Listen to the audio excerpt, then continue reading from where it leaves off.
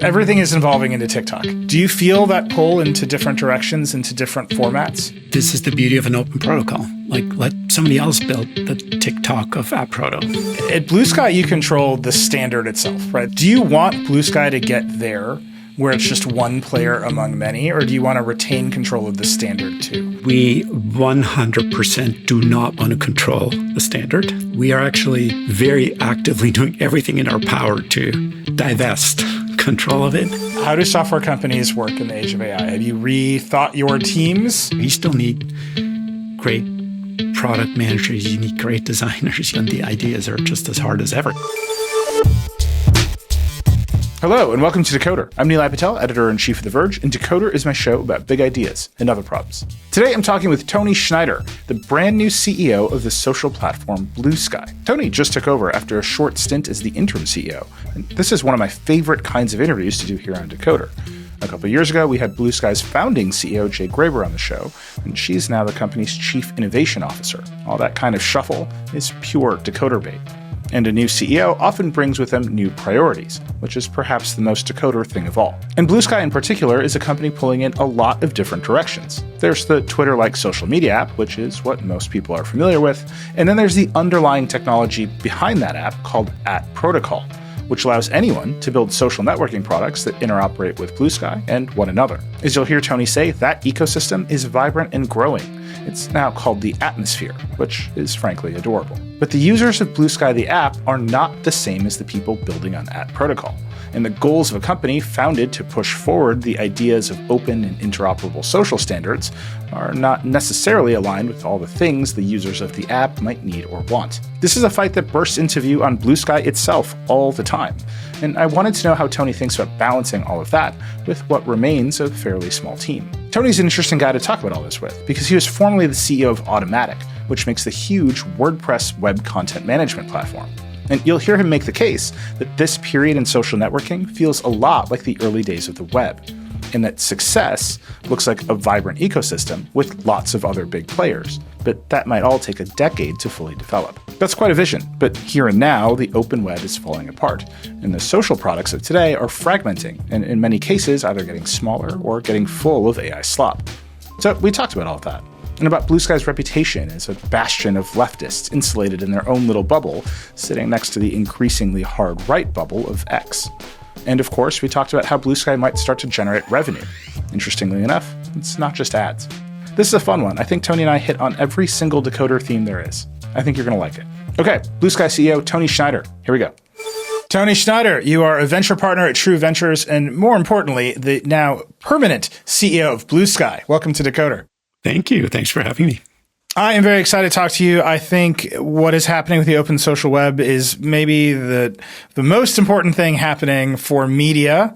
It does not get as much attention as AI, but there's something very big happening on these interoperable social networks. And I know that you are a believer in it in the same way that you believed in the web when you were the CEO of Automattic, which is a company that makes WordPress. So let's just start at the very start. Describe what you think Bluesky is today and what you think the opportunity with these new kind of networks are. So Bluesky today is really two things. There's the Bluesky app, which is what a lot of people are familiar with. It's a social network. We think it's a better social network. It's more human focused, doesn't have ads, it doesn't have algorithms. But more importantly, underneath Bluesky is an open protocol called @Proto. And Bluesky is only one of now over 1,000 apps built on that protocol. And the whole point of Bluesky was to demonstrate that this open protocol could scale and attract other builders building lots of apps, lots of social experiences that all interoperate and connect with each other, which is what we believe the future of social media should look like, and what actually is going to make social media something that we believe in, which is that the future of social media should serve the public good. And that is what motivates us. And that's why we built the protocol first and then the app. There's a lot in there already that is just pure Decoder bait, including the notion that Bluesky, the product, and the Atmosphere and @Protocol, the standard, are all intermixed in one company that you now run. And then right next to that is maybe the purest Decoder bait of all, which is the fact that Jay Graber, who was the CEO of Bluesky, she was on the show about 2 years ago, stepped down into the role of Chief Innovation Officer. You were the interim CEO, and now, after 4 months, you are the full-time CEO.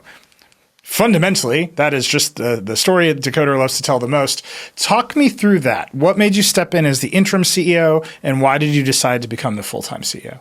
I think it's actually really cool and inspiring that a founder, after she worked on this for 6 years, got it off the ground, started inside Twitter, got it out of there, made it an independent thing. I mean, there are a lot of reasons why, really Bluesky is facing long odds, and she got it to this place, and then felt like, it's at a scale now where her sweet spot, the things that she loves working on, which is vision, innovation, new ideas, she felt pulled back towards building, especially also because of the advent of AI and how AI and app product can interoperate. So she felt like that's what she wants to go work on, and it's time to find somebody else for the CEO job. I was already involved with this project because I met the team a little bit over 2 years ago, probably around the same time Jay was on your podcast. And we became investors, True Ventures. So I've been following it, as an investor, supporting it. And, the team approached me and said, that my background with WordPress and open source was really a really good fit. And so I agreed to be interim CEO really initially because I was still a general partner at True. And, it's a firm I helped build. It's an amazing firm that didn't want to leave behind. But also at True, we've had this model where we've moved back and forth between operator and investor. I did that while I was running Automattic. So I stepped into it, and then really, after working on it hands-on for a few months, it just got more and more fun, more and more energizing. You just feel the momentum. And also True just switched to a new fund. So it was actually, the timing was good where I could say, okay, I will switch my True role to part-time, become a venture partner, which is what I used to be when I ran Automattic. And I'll go all in at Bluesky. Tell me about the difference between being the interim CEO and the full-time CEO. When you're the interim CEO, it feels like there are probably some boundaries in what you can do. And then the full-time CEO can obviously do everything that a full-time CEO can do. What did you feel like the boundaries were as interim CEO? On the inside, it hasn't felt very different. I actually think the move to drop the interim is more important on the outside, especially for the atmosphere in the app product community and people building on this platform and in this ecosystem, just to say like, no, I'm here for the duration. This isn't just some interim gig and then somebody else is going to show up. So I felt like to the outside, that makes a big difference. On the inside, the job really hasn't changed much. So many of my conversations here on Decoder are really about the time scale of decisions, right? I'll make the comparison to my newsroom because it's easy and it's easy to understand. Our reporters make decisions in like 30-minute increments, right? A story comes up, they write it, they publish it, they move on to the next thing. I make decisions maybe in like week or month-long increments. What are we going to cover? Where are the resources going to go? It seems like the interim CEO role, the timescale of those decisions is necessarily short, or it has the appearance of being short. And then I'm reading your note that you published when you became the full-time CEO. In the very beginning of it, you say we're at the very beginning of the story with a decade of exciting work ahead. And I'm wondering if the timescale of the decisions you're making now are a decade. Yeah, it touches on something really fascinating with this project, which in general with decision making, one of the frameworks I really like is the reversible and irreversible decisions. I feel like a lot of decisions we make are actually reversible. And I like to optimize to just make those decisions quickly and then make sure you can undo the decisions if you need to change them. And then there's a few decisions that really do have very long-term implications that are much harder to reverse. And with this project in particular, there are decisions made at this protocol level that we're going to have to live with for a long time. And so there's a part of the company and this community that thinks very, very, very long-term. Like this is a protocol that, it's going to be around for decades already. in enough use that it's going to be around for a long time. So those decisions you really need to be careful about. And then it goes all the way to, things we try in the product that work or don't work. I wasn't in the interim mindset as much also because I am also an investor in the company, so I care very much in the long-term picture. And what attracts me to this whole endeavor is that it can have a really important long-term impact. So I always think about, okay, how will this play out? Is this truly serve the core mission? And it's okay to make some of these harder decisions now that, won't pay off for a long time because this is going to take a while. And it's not just one company. It's really, again, it's already thousands of others that are building together. And that's just a different time frame and decision-making process than your typical just go fast, scale as quickly as possible. And I like it. I'm comfortable with it. I just want to stick with Bluesky, the company that is both responsible for the standard and the protocol and the product that a lot of end users love and sometimes hate. That is the core tension of the company, right? The user base of Bluesky is or is not interested in the development of that protocol, is or is not interested in the wider atmosphere. I think under Jay's tenure, the company was very focused on building out the protocol because the product literally could not exist unless the protocol was robust enough to stand up the product. And you could see that back and forth. And I have always felt that the company is far more interested in the protocol than the product, that the product was merely there to show what people could do. But now the product is big. It might be waxing or waning. It will come to whether you need to turn it into TikTok or not.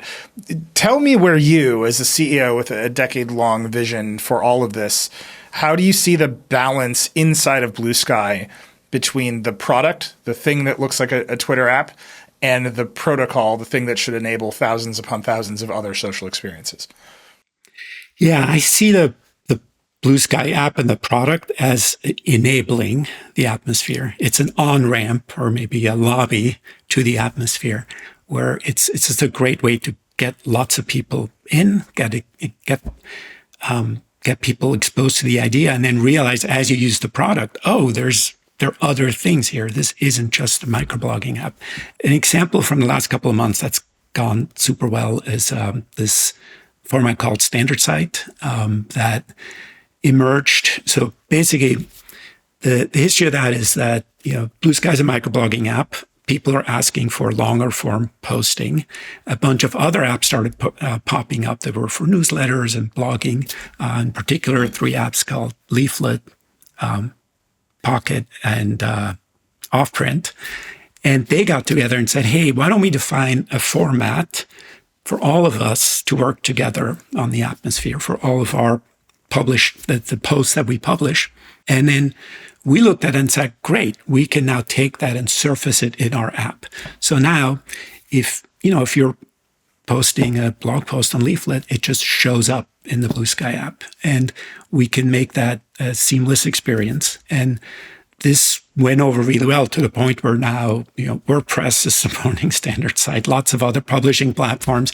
They're realizing the benefit of, if I just publish to this new format now, it's just going to show up and work across all these other platforms without me having to do anything. And it's caused this really nice ripple effect throughout the ecosystem where people can work together just by using this format. Nobody has to do deals with each other. Nobody has to get permissions, or no money has to change hands. And it's just taken off. I'm hoping more and more Bluesky users will see those kinds of integrations, go, oh, cool. I'm not just getting Bluesky content here. I'm getting content from all these other apps, all these other networks. And it just works. I don't have to do anything. I don't have to go sign up for 10 different apps. It's just one sign up, one account, and it just works. You're describing 2 different kinds of things, right? There's a lot of work to be done at the protocol level. There's a lot of work to be done to support new kinds of experiences like Standard Site. And then there's Bluesky, a product, which is 45 million people, probably needs to be substantially bigger if it wants to be the aggregator for a massive network that can displace some of the other social products out there. And that needs to be a lot of things to a lot of people. It needs to find different kinds of product market fit. How big is Bluesky, the company, now, and how is it structured to point in 2 different directions? We're now at 50 people, still very small. And biggest challenge is clearly trying to do all of everything you've described with a small team. We do have an ecosystem of hundreds and thousands of others working on it. So that helps. And, we do our best to coordinate everyone. But I would say we're making good progress. We're seeing good momentum, especially on the atmosphere side. The things we look at are like number of daily active apps on the network that has doubled since the beginning of the year. It's about to hit 1,000. We look at SDK downloads for our tools that has tripled. It's going to hit 1 million downloads a month by later this year. So those are the numbers that show this. Not only is it scaling, but we're able to scale it with the team that we have. How is that team structured? About 50 people, all remote, structured into small teams. Big believer in, I believe, 6 to 8 person teams, highly aligned, highly incentivized and motivated are the way to get things done. Probably, maybe the only way to get things done. So there's 3 core product teams. There's the app team that deals with the Bluesky app. There's the Atmosphere team that does all the developer-facing stuff. And then there's a third product team called the Exploration team, and that's a new team that Jay has stood up and is running. And that we actually just launched a new version of the product they're working on, Addy, which is, and think of it as AI layered on top of the Atmosphere and what you can do with that. So those are our 3 core product teams, and they're each customer facing. So consumer facing, developer facing, and then sort of probably we'll find out on the AI product where the market fit is there. And then we have a bunch of just support teams that support those 3 core teams that are pretty typical. We've got a legal team, et cetera, et cetera. And I would say, it's a team that's very low ego, high agency is kind of the ethos. So kind of low drama, just a lot of get shit done energy, really collaborative. Whenever I think about new social products and how they might scale, especially with explosive user growth, up until recently, the conventional wisdom is you've got to scale trust and safety and moderation linearly with the size of your user base. And maybe we're going to add AI to this and that linear relationship will break, or maybe it'll actually get even more costly because token spend will get more costly than having human moderators, or there'll be more false positives and everyone will be even angrier. So you got to have more humans in the loop. It's really unclear to me how that's going to work. You've obviously been scaling Bluesky as a consumer social product. Then you have the complexity of we're hooking on to lots and lots of other products that are putting content in front of people. How does the moderation layer work? And have you seen it be a linear increase in cost with the size of the network and the user base? Moderation is huge in any social product. And we do, in addition to our 50-person team, we do have contractors that help us with moderation. What we've done differently is that our whole moderation system is composable or pluggable. And so it's not just us that can label content and moderate it. Anybody can do it and add labels it's part of the protocol. And then anybody else who builds products can decide if they want to use those labels or not. So if somebody on our moderation team labels something as, let's say, AI slop, and everybody else who's building in this ecosystem can take advantage of that piece of data. They don't have to, but they can. So what we're seeing and what we've seen is we have our moderation team, but then there are other teams that have decided to moderate, label content the way they want. So, for example, maybe the first non-Bluesky project on the protocol was Blacksky. And it's now become a thriving company on its own. It's a team building all kinds of interesting things. And they started out by saying, hey, we want to build a version of this network that is optimized for Black users and their needs. And we want to have our own moderation policies. And they are able to do that and plug that in. But all of everything they're doing is still part of the larger network. And now there's, again, hundreds, soon thousands of these kinds of systems. So this has really helped where the moderation burden isn't all on one team that has to scale and look at everything. And frankly, there should be lots of different teams and lots of different systems because each network, each community has its own idea of what moderation should look like. And so we feel like this kind of distributed moderation approach is more powerful. That said, yes, we're continuing to scale up ours, but it's manageable. I mean, it's a lot of work, but it's manageable. And again, it's worth it when the whole network can benefit from it. And the next part of that story that's going to be really interesting is that the biggest thing we're actually working on with AppProto, the next evolution of the protocol is private data. So we all know that the public square, public social networking has reached a certain scale, and there's a lot of people they want to retreat into more private spaces. Right? We've seen explosive growth in group chats. We're all in 1 million group chats, and this has been the number one request from our community, from our developers: is let us build more private, membership-based, various versions of private spaces on this protocol. So we're in the middle of building that. It's a community effort. It's rolling out very soon.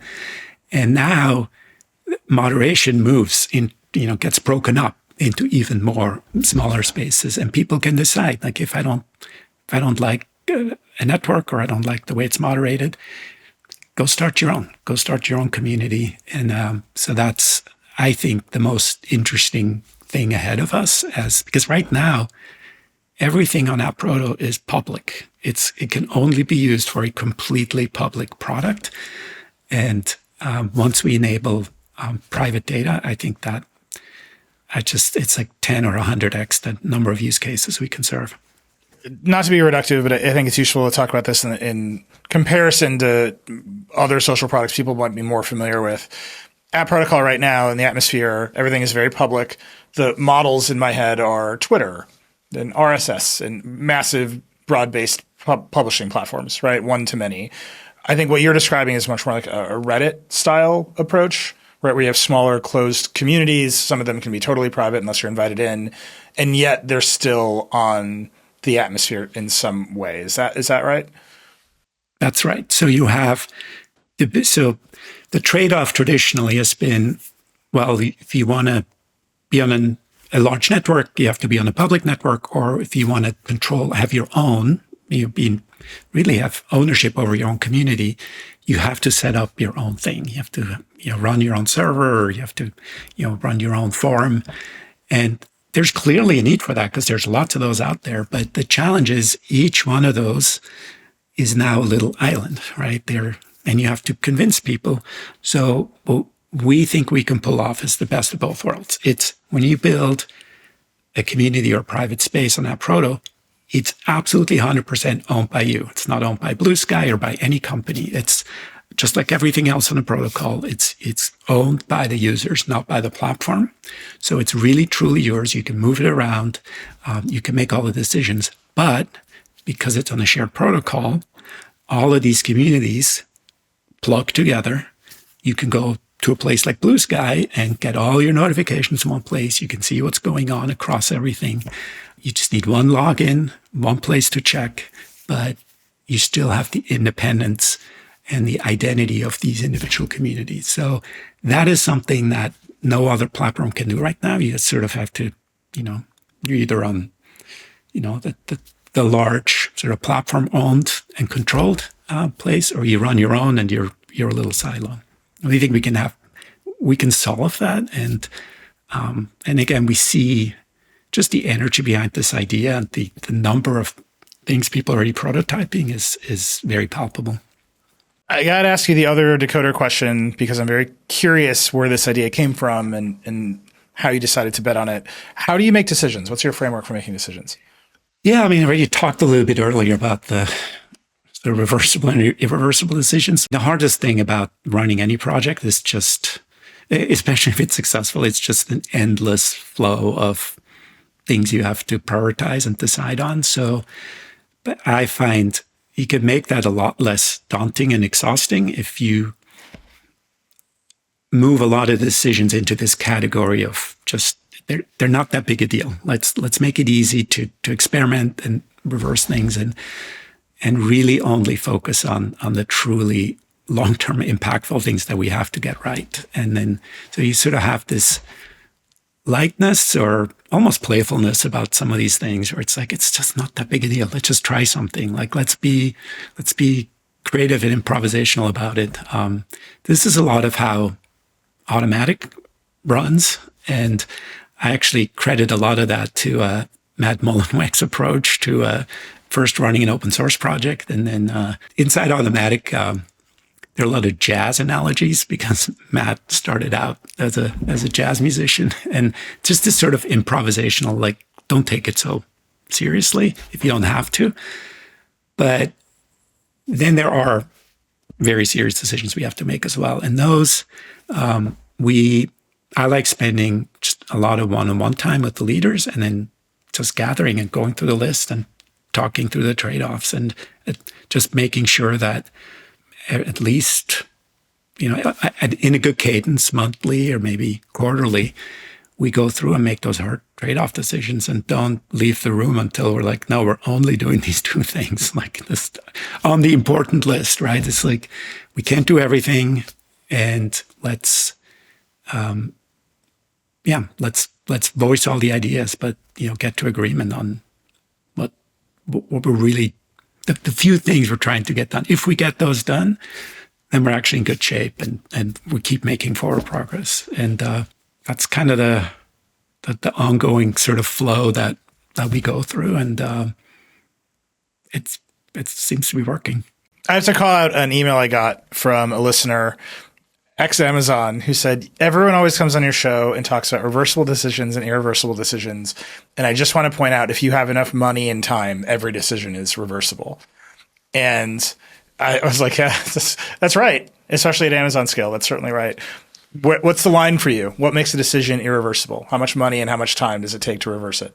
To me, it's less the money, it's more the time. I mean, some things just take years to unwind. So I think anything that's like, you'd say, let's call it like a 5-year time horizon, where it'd just be really painful to change course. Or maybe on the positive framing, it's more like, hey, if we get this right, we don't have to think about it again for 5 years. And it's just, then that's kind of the category of things where, people talk a lot about, like, for examples, with startups, it's your investors, right? If you, especially early on, the first investors you work with, they're going to be with you for 5 or 10 years. And that's a pretty big decision. Like, you shouldn't just take the first check that comes along. Like, you should really think that through, because I've lived that, I've truly invested in 500 startups for the last 20 years. And we've seen every possible way that plays out. And that's a good thing to really, really pay attention to early on, not just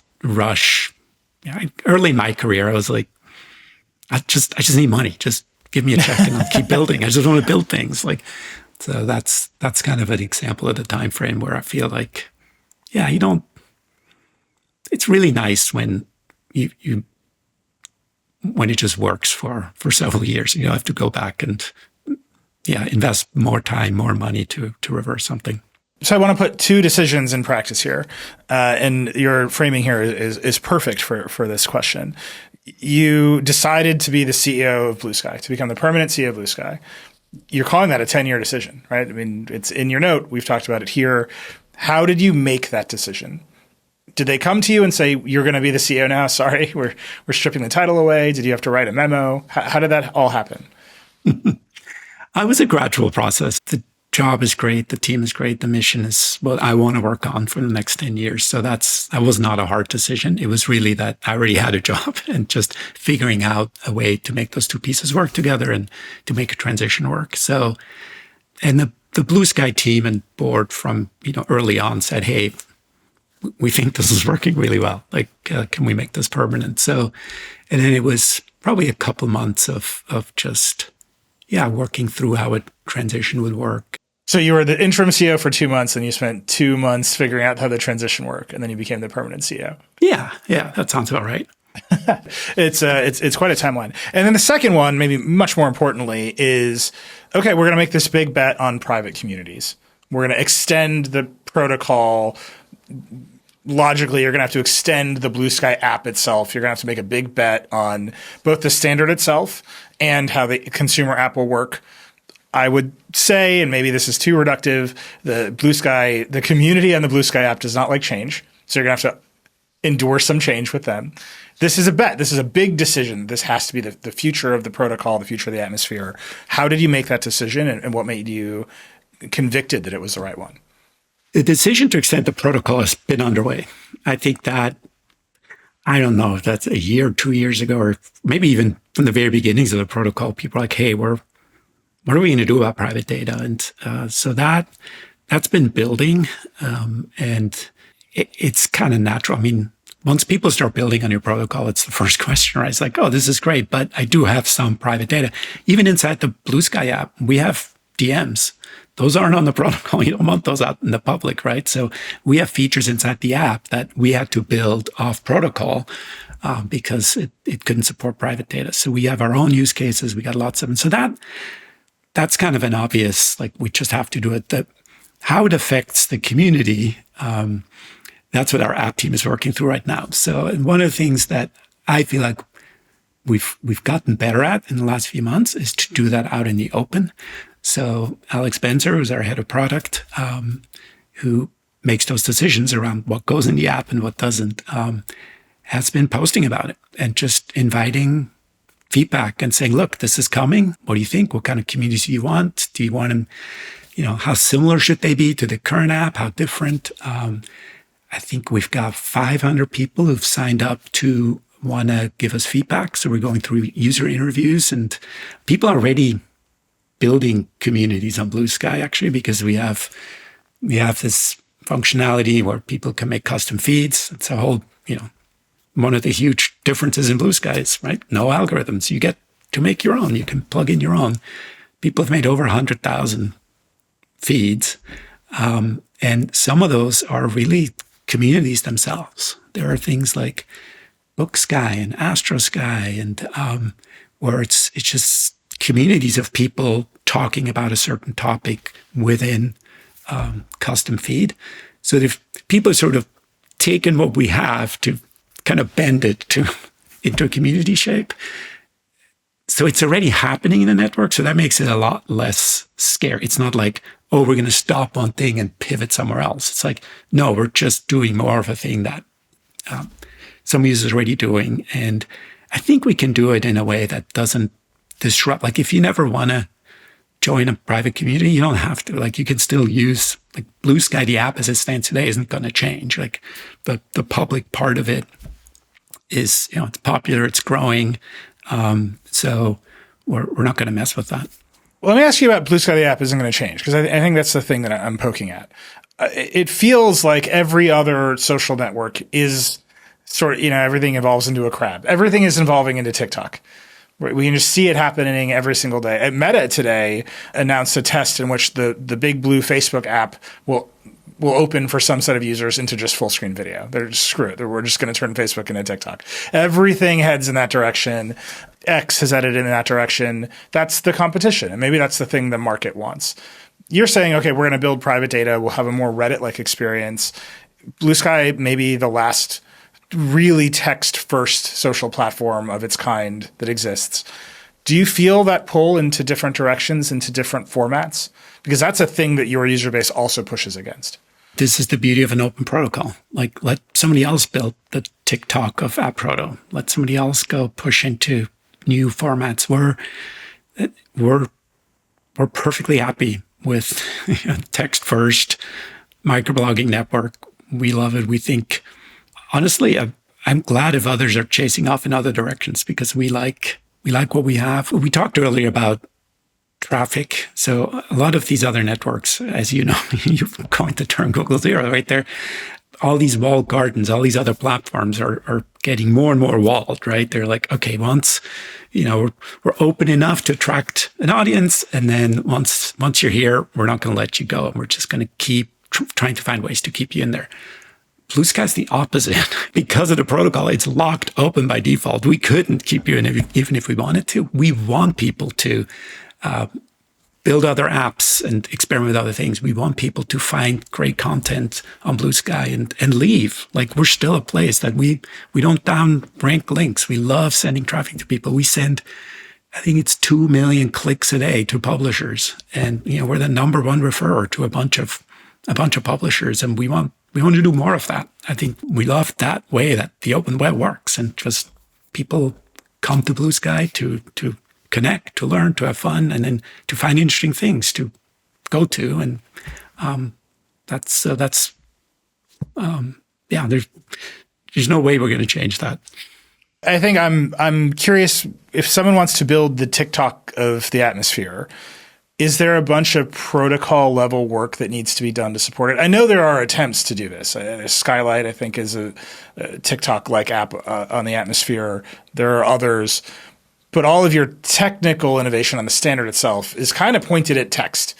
And I'm wondering if there's something you need to do to be better at video to compete with what all of the closed platforms are chasing at much larger scale. No, at the protocol level, it's easy to do. You can define your own records on the protocol. I mean, yes, ours are text-focused, they're posts, they're follows, they're likes, things like that. But there's already people publishing all kinds of different things onto the protocol. I saw yesterday that somebody's publishing a bunch of patent database onto AppProto, so everybody else can just tap into that patent information. There's somebody who's like publishing the health data off of their Apple Watch onto their PDS, so they're just like live streaming their health data onto the protocol. Like, people are putting all kinds of things. So the protocol can be used for anything. And what's harder is that you need people there, right? So when you build the next, the TikTok on AppProto, that when you launch that app, it launches into, millions and millions of people who are already there. And that's what we're working on, to just keep getting more and more people onto the atmosphere, so that you don't have that cold start problem as a new developer, right? Where you want enough people. We don't need, eventually our 10-year goal is 1 billion people on AppProto. You don't need 1 billion to, have success with a new product, but you need a critical mass, so that when people show up, they're like, oh, where are my friends? So, but this is the dynamic that I'm really interested in with the Bluesky app and then the protocol itself. So it's no secret that I've been talking about Federating The Verge for like 100 years. And we're going to do it one of these days. And one of the issues here is, like, we publish in a lot of formats in a lot of different places. And if I just immediately federate The Verge tomorrow, we have a lot of video. Where's the video going to go? And it's just going to go out it's going to go out in the network, and maybe I can convince a lot of people to download a Verge app, and they'll see a bunch of stuff in it, and that would be great. But if what you're describing is Bluesky the app will be the entrance point for a lot of different people, and Bluesky the app has not prioritized video, right, as part of the core part of the user experience for any number of reasons why you might not prioritize video, then that part of the network won't get that effect, right? It won't get what feels like a network effect, which is, oh, there's lots of people here. The way that if I federate The Verge, and I'm like, look at all these great posts from other tech writers, I could do that tomorrow, right? Like that, it's almost like easy to do, at least it's easy to vibe code that prototype, I will tell you. It's hard to like get it all the way to the finish line. That's the dynamic, right? If you want the Bluesky, the consumer app, to be the entry point to the diversity of the network, the app itself has to be diverse in a way that might dilute the app and make it lose its product market fit. How do you think about that back and forth? Yeah, I think what we're seeing works well, and I'll go back to the standard side example, is if the other piece of content that's not text is something that can show up inside a post. So we call them link cards, and that could be a video. It could be a game. It could be like something where somebody can post about it and say, hey, check out this new game, and somebody can see it and then go there. That's a perfect fit, because then it fits our mode of how people discover things. But then when they want to engage with it, we send them off to that place. So same with video, right? As long as somebody can sort of embed it and promote it on our end, we're not going to try and become a video network where we then say, oh, all video has to be watched on Bluesky. It's like, no, go off to The Verge, go somewhere else, go explore. It's just, I think Bluesky as an app is a great place to surface things and notify people of new things, but it does have to somehow fit inside the post. So you can give people a preview essentially and say, okay, now go play this game, go subscribe to this publication, go donate to this cause, that's the kind of action we're trying to surface for everybody else in the atmosphere, and then just send people off on their way. I want to ask you to compare your role at Bluesky to your role at Automattic when you're the CEO of Automattic, right? These are big companies, or we want them to be big companies that operate on standards and protocols in the open web in different ways. At Bluesky, you control the standard itself, right? This is like a very important piece of the puzzle, that the standard is in development and you're making products on top of it. And you want other people to build on top of the standard. A lot of people can say a lot of things about Automattic's relationship to the web, but technically you don't control the standard, right? And maybe it has enough scale so that the way Automattic does it becomes the way everyone else does it. But at Automattic, you didn't make the browsers. You weren't on the steering committees of the big standards in a way that allowed you to actually dictate what they were. You were making a web server product that interacted with an ecosystem of other open products. Do you want Bluesky to get there where it's just one player among many, or do you want to retain control of the standard too? And how do you think that's different from how Automattic exists on the web ecosystem? We 100% do not want to control the standard at Bluesky. We are actually very actively doing everything in our power to divest control of it. First was to design the network in a way that if Bluesky goes down or goes away, the rest of the network is fine. So that's a big test case for us. It actually a couple of months ago got tested, not the way we had hoped, but we got a DDoS attack on the Bluesky network, a very, very massive one. And it did take us down for several hours. Other parts of the network, like I mentioned Blacksky earlier, they operated just fine, totally independently. So that's a big part. Just the practicality of it is, can other nodes in this network operate independently? Are there things left that Bluesky runs that everybody else is dependent on? And if so, what can we do to fix that? A big part of that too is when people look at this, gets a little nerdy into the whole like stack and the protocol, but people look at the design of this network and they, like to find out, like, is it truly decentralized or not? And there is one thing at the heart of it that is absolutely like no company should control, and that's the identity directory, like the lookup. So the actual, when you log in, your identity in the atmosphere, like where does that lookup happen? And it's kind of like DNS on the web, right? When somebody looks up a URL. And so we have been running that core directory, and we're actually in the process. We've set up a Swiss nonprofit with a separate board, completely separate entity, and we've handed over that directory and are in the process of handing over the domain to it. So that's one example. We also, the protocol spec itself, we're handing to the IETF. There was last week, the IETF met in Vienna, and AppProto is now a work stream, an official work stream to take that out of Bluesky and hand it to the IETF, and it's going to become a blessed internet standard with, run by a completely separate entity. So we're constantly sort of taking all the pieces that we had to bootstrap and handing them off to other entities, and we're super serious about that. So the end state is that we are one app of many, one company of many running on this protocol, and we won't control the protocol. The parallel to Automattic is that WordPress, the core software that Automattic is hosting, is open source, and it's GPL. So anybody can use it, but anybody who uses it and changes it has to give back to open source. So that in our case, it's a protocol where anybody can build on the protocol, and you can, the beauty of building on AppProto is, as a developer, is all the data is owned by users, and it's accessible to any other app. But you, as an app, then your data also goes into those user repositories. So it makes it better for everybody else on the network. So there's a similar to the way open source gets better through collaboration, this network gets better through just everybody having their data shared and remixable and interoperable. And when you get that balance right, where you have a company that helps bootstrap the whole thing, but by definition keeps itself separate and makes sure it can't control the shared resource, then it can work. And we did this successfully with Automattic and WordPress. Automattic became a big company. WordPress became a huge open source ecosystem.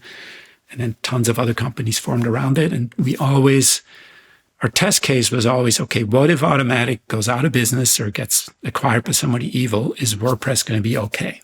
And that's why we put the WordPress trademark into a foundation so the company couldn't mess with it. And it's, it's complicated to set those things up. And this is one of those, like, not even 5 years, like 20 years out decisions. Like, if this thing gets big, will it be truly independent? Or could somebody come in and change their mind and mess with it? And we think about that constantly at Bluesky and getting that balance right. And again, handing off pieces so that, because it's not going to work. If one company tries to control it, we're just right back at square one. And we're just another walled garden, which is completely the opposite of what we're trying to achieve. There's a lot of drama with WordPress and the open source community and other companies monetizing open source in different ways. There's drama with the foundation. I'll set that all aside. People can go listen to Matt's episodes. We did it in detail, and certainly we'll have him back. I like talking to Matt a lot. But that's all coming for you too, because at some point, all of this has to make money. And a real theme on Decoder is we've set up complicated structures so that capitalism can't ruin everything. We just had Proton on the show. Complicated Swiss foundation structure so that capitalism can't ruin everything and all the promises they make to their customers. You don't have that problem yet. As far as I can tell, there's no revenue flowing into this, and probably thus no push to make that revenue number go up in bad ways. At some point, there is going to have to be some revenue. You're an investor. I'm assuming you want to get paid out into your own fund. How is Bluesky going to make money on the app level, and how is the protocol going to make any money? The way we're going to make money as a company, we're only interested if that economic model works for the entire atmosphere. So we make money when everybody else makes money. So that rules out a bunch of things that would be purely app-based. I'm not ready to announce the specifics, but we will start monetizing this year. And the way I look at it is there's already money being made on this network. People are, again, we're sending lots of traffic to people who then convert that traffic into subscriptions. And I think our job is to just help more of that happen so that, we're right now it's just organic, and we can build things into our app and into the protocol that just make it easier for people to start making a livelihood on this protocol and start doing commerce with each other. So that's the direction we're headed in. We're going to do it in a way, again, where the whole idea is for the pie to get huge and for us to be a small slice of a big pie, and for everybody to make money. And if we can help you as a publisher make more money, then we can do business together. I know you said you weren't going to do specifics, but I have to poke at this a little bit. Your options, if you want a small piece of a big pie, are we're going to let you run ads for your subscription newsletter, and then that'll convert. And so that's Facebook's model, right? We're going to let you run ads at whatever CPM, and your return on ad spend will be high enough so that enough subscribers signed up based on how many ads you were on. And the other one is we're just going to take a percentage of every sign up fee. Which direction do you think you're headed in? Would definitely be the latter. But we would only take a percentage of anything that we actually enable. So if we send extra traffic to you, then it would be a percentage of that.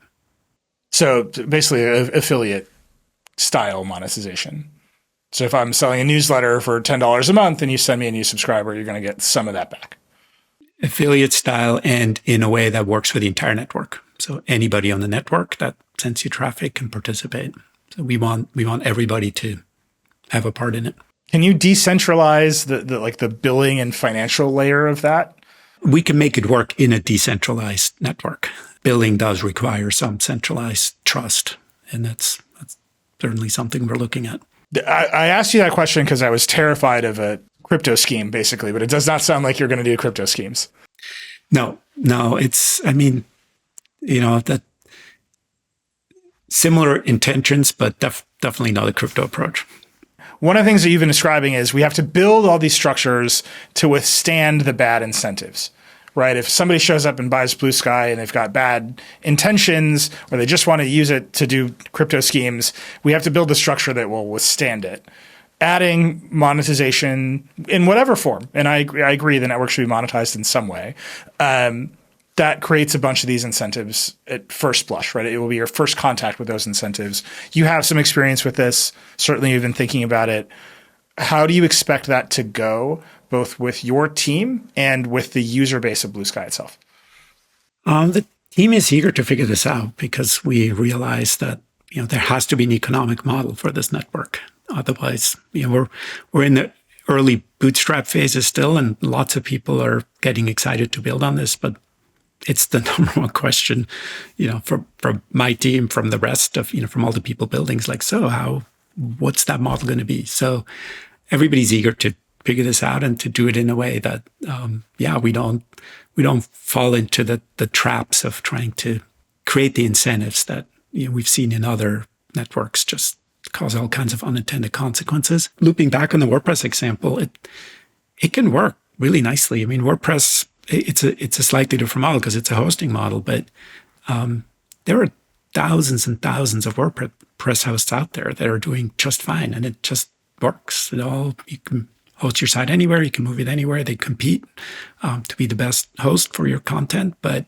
it's a very good model that hasn't, as far as I can tell, it hasn't created anybody to take all the market share or create these weird incentives where the product gets worse. There's a very nice dividing line there between, well, I'm your host, and then you go and do whatever you want. You can build an ad network if you want. You can build a store. You can build something else. Our business model doesn't dictate what your business model should be, which is kind of what happens in these other networks when it's only ads. Like, you're like, oh yeah, come here, build your following on here, and then we're going to put ads on it. And if you want to do anything else, like, no, it's going to be ads. So it's, those are the kinds of things we think about. And talking about irreversible decisions, I mean, that's going to be a huge one, right? When we start to zero in on the right model to make sure that, again, we can picture this scaling to billions of users and all kinds of businesses emerging on this network, not just one type that we happen to think about. You've mentioned Blacksky a handful of times in this conversation.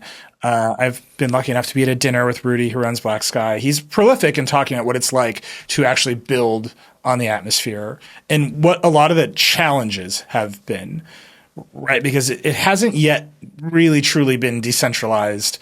And now it's my turn to say, I won't go into the weeds of the protocol, but there are parts of the Bluesky stack and parts of the atmosphere that have been pretty heavily centralized up until fairly recently.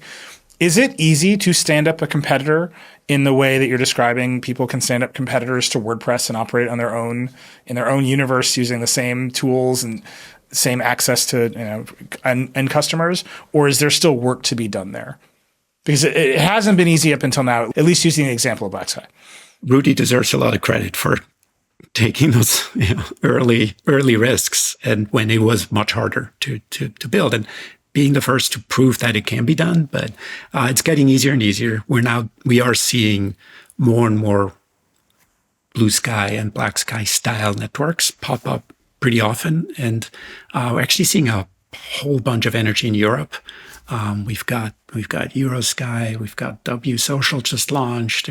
There's another one I think that's about to launch. So it's getting easier, and we're investing a lot to make it as easy as possible.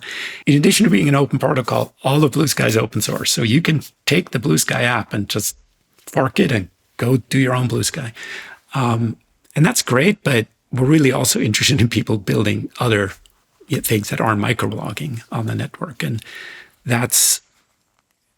making that super easy. So, we're seeing Tangled is an example that a lot of people like to use recently because it's a great project. They raised VC funding. It's a social coding platform, like a social GitHub that's growing really nicely, using AppProto for the social layer of the social coding aspect.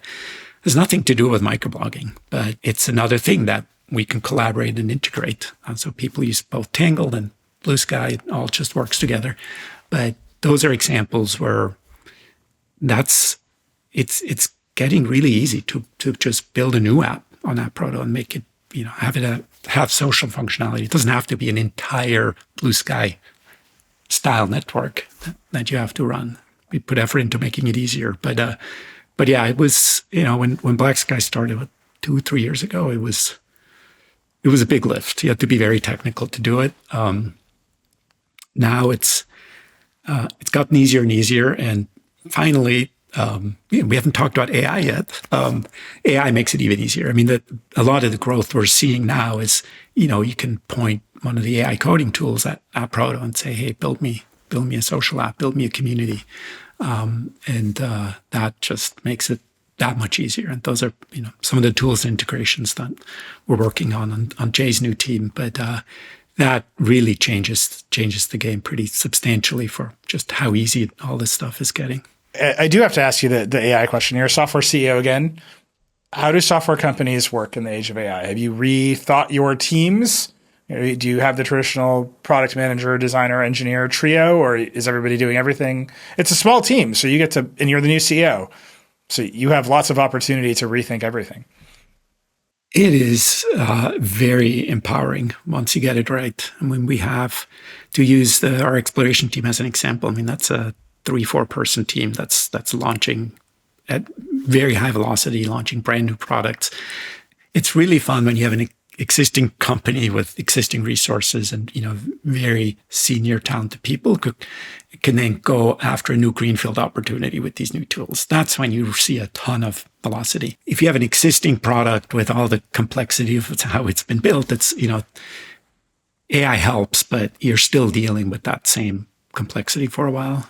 But I see it accelerate everything just in terms of the development pace. But yeah, you still need great product managers, you need great designers, you need how to build. The building part is faster, but what to build and the ideas are just as hard as ever. Actually, in a way harder because there's so much noise out there and so many things popping every day. So setting yourself apart, building something just really great that lasts is just because it's faster with AI doesn't make it any easier.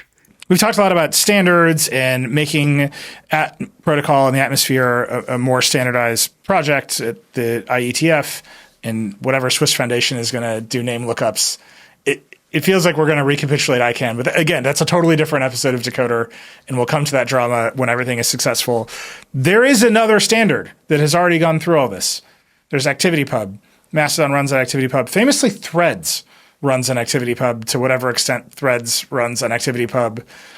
There's an argument that Meta did all of that just to satisfy European regulators, and that's all it's there for. Have you talked to the Threads team about integrating with ActivityPub or moving them to the atmosphere? Once you become an official standard, I imagine that must be easier for them to continue throwing bones to European regulators. That would be the big unlock, right? That is the hundreds of millions of users on a nominally open network. Have they shown any interest? We have not talked to Threads. We're definitely talking to Mastodon and ActivityPub. They definitely feel we're very aligned. I mean, our missions are very aligned. We're all on Team Open together. And these are two different standards that do slightly different things. And some use cases for ActivityPub are great, and some are great for AppProto. What are use cases that are good on ActivityPub, and what are use cases that are better on AppProtocol? So ActivityPub is based around this notion of a server, right? At the heart of it is you set up your own server, you control it, you run it, that's your community.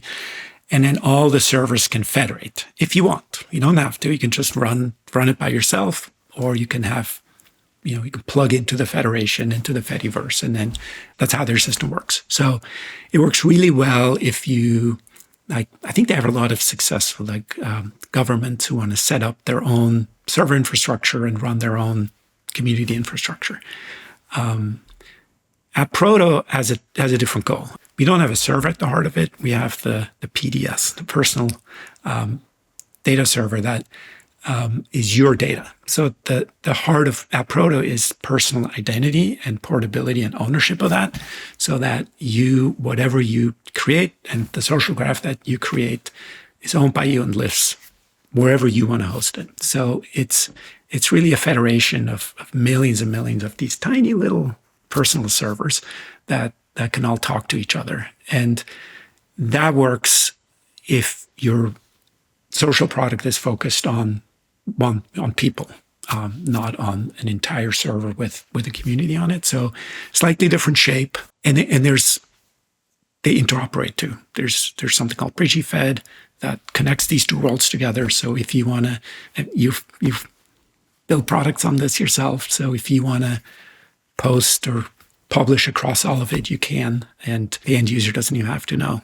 And that's the beauty of an open protocol is you shouldn't have, consumers of this should never even hear about these two protocols, right? It's one of these things where you have to get the protocol right and it has to be open, but then people should just forget about it. It should just disappear.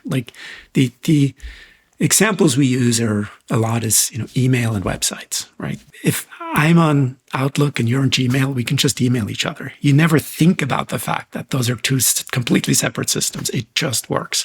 But on social media, it just doesn't work that way, right? If you're on Instagram and I'm on TikTok, we can't talk to each other. You have to do everything 5 different times in 5 different apps, and it's crazy making. So if we get this right at the protocol level, that just goes away. Just all this stuff just works just like email does or just like websites do. Our job is to make all of that work under the hood, but nobody has to think about it. In the end, you just have, one account, you log in anywhere and it just works. And all your friends are there and all your data's there. And you never have to be, locked in again into somebody's system and you can't leave. This is very nice, but it's rare that two standards that nominally seek to achieve the same thing coexist forever, right? There's not two Bluetooths. There's not two Wi-Fis. There's not even two webs. People can argue with me about how many webs there are, but there's not even two webs, right? Do you expect ActivityPub and that protocol to coexist? Do you expect, Bluesky to be able to show content from Mastodon servers and then slowly eat ActivityPub as a protocol? That's one very common pattern that kind of happens in these situations. Or do you expect long-term coexistence? I expect long-term coexistence because both of these protocols have enough users and use cases that want to continue on, and they can talk to each other when you want, but that's not the main use of it. And there's a lot of people who run ActivityPub instances who they don't even want to talk to other Mastodon servers. They just want to run their own thing. And they don't want to talk to AppProto, but they can if you want. I don't know what's a good example from other platforms, but they're both going to be around for a long time, and there's just slightly different tools. They're both in the social space, but they're different tools that you reach to for different types of use cases. I'll put it this way: in my mind, both can be wildly successful, and it's not one or the other. AppProto doesn't need to eat ActivityPub to be successful or vice versa. We're already seeing that. I want to end by just talking about the consumer app a little bit more. We've talked a lot about the protocol, the atmosphere, the standards. We've gotten all the way to the Internet Engineering Task Force in this conversation. We've been in the weeds of how the technology works and how it's governed. And right next to that is, it's an election year here in the United States. And a lot of people truly believe that Bluesky is the wild, progressive social media network, and it is a bubble of one kind. And X is a very different kind of bubble. It's the hard right network that has vastly more AI-generated anime porn on it. And there's not some thing that is actually the global town square, right? That thing has maybe gone away and all the social networks have fragmented. Do you want Bluesky to have the reputation it has? Do you want it to get bigger? Do you think that the right answer is someone starts a mega Bluesky and it interoperates the way that it needs to? This is the perception of the consumer product. Do you want that to change, and how would you change it? Yes, we definitely want that to change. It is already changing. I mean, it certainly wasn't designed to attract, one specific group of people. It works for anyone. What we see is there is a lot of political discourse on Bluesky, on any of these open networks. People are very engaged. What we've seen in the lead up to the election so far, we've hosted a lot of live election feeds, and we see a lot of really good feedback from our users, a lot of engagement, a lot of like, oh, this is actual really interesting content about this topic. Whereas on other platforms, I think these election topics just get completely overwhelmed by slop and spam, and it's just noise and chaos. And so what we're focusing on is just deliver a live experience. We do it around elections. We do it around sports as well, very successfully, where the people on the network that participate get a really good experience and get really good content. And once we have that, then hopefully, we can just keep expanding to more and more types of users and use cases. We're an open network for anyone, and we don't want to serve just one type of user base. I've seen it already in the last few months really trend in the right direction, where we just have more and more people show up and build their own corners of the network. And it sort of balances out over time, where you don't just have, a few topics you're super deep on, but it just gets more and more diverse. And we don't, in my opinion, yes, it's a public square, but we don't need everybody talking at the same time. It's okay if if you're, again, politics is very loaded, but, if you're super into sports, you're not going to be into all sports. You're going to be, I'm super into the San Francisco Giants, so that's what I want to follow. I don't need to follow all of sports, and that's fine. And I think it can be like that with all topics. It just needs to be civil and positive, and we need to have the tools that if it goes off the rails, people can regulate it and can have a good experience instead of it just devolving into a shouting match. By people can regulate it, you mean people can moderate their own feeds, not regulators can moderate speech? 100%, yes. Yeah. Just checking. That's important. Build their own feeds, pick their own feeds. We have very good tools for people to mute and block, and and we spend a lot of energy on making sure it stays positive, because again, we're interested in social media that actually serves the common or the public good, and that's not going to work if it's just people yelling. You've talked a lot about the network. Even in this answer, I said Bluesky, the app, has this reputation, and you started talking about the network. And it's true. The network can serve everybody, right? Anybody can start whatever kind of app on the atmosphere they want, and they can go target the users they want. But I want to push you again on Bluesky, the app, the thing that has a brand that exists out in the world that is totally divorced from the technical specifications of the atmosphere. There is Bluesky, the app, and it does have a reputation.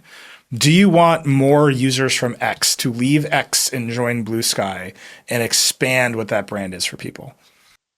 Yes. I mean, it can stay on X too. I mean, you don't have to pick one or the other. Have you talked to Elon about federating X? I suspect he's not interested. No, same answer as with Threads. I mean, it would be full circle, right? Bluesky started inside Twitter, and then Twitter went away and became X. And then if X adopted at Proto, then the whole original idea of the project would actually come to fruition. Yeah. This is Jack Dorsey saying Twitter wants to be a protocol, not a product. And here we are. And that's Bluesky in big ways, but it is a product. Like, it is also a product. People know what that logo means. Political pundits say the Bluesky crowd, and that signifies whatever they want it to signify. And I'm just wondering if you want to break that branding in any meaningful way. Yeah, we want to expand it up. Breaking is, I think, maybe the wrong word, but yes, we want to expand more and more so that Bluesky means not just one thing, not just liberal politics, for example. And again, I would point to sports as an example from the last year. We've made a very concerted effort to bring on sports leagues and sports writers, and it's worked really well. there's a ton of sports conversation now on the app, and those people come here for the sports, not for the liberal politics. So it's possible to expand. In politics, it's probably our hardest challenge because we are, we have one type of user base there that's very active. That's good too. I mean, they are super active and they're very much at the forefront of politics and very engaged and very informed. But I think we can just keep adding more communities so that it balances out. It feels like we're going to have you back, particularly as these private communities launch, to talk about where things go from here. But this has been great. Thank you so much for being on Decoder. Thank you very much for having me. I'd like to thank Toni Schneider for taking the time to join me on Decoder, and thank you for listening. I hope you enjoyed it. If you'd like to let us know what you thought about this episode or really anything else at all, drop us a line. You can email us at decoder@theverge.com. We really do read every email. Or hit me up directly on Threads or Bluesky. If you like Decoder, please share it with your friends and subscribe wherever you get podcasts. Decoder is a production of The Verge and part of the Vox Media Podcast Network. We'll see you next time.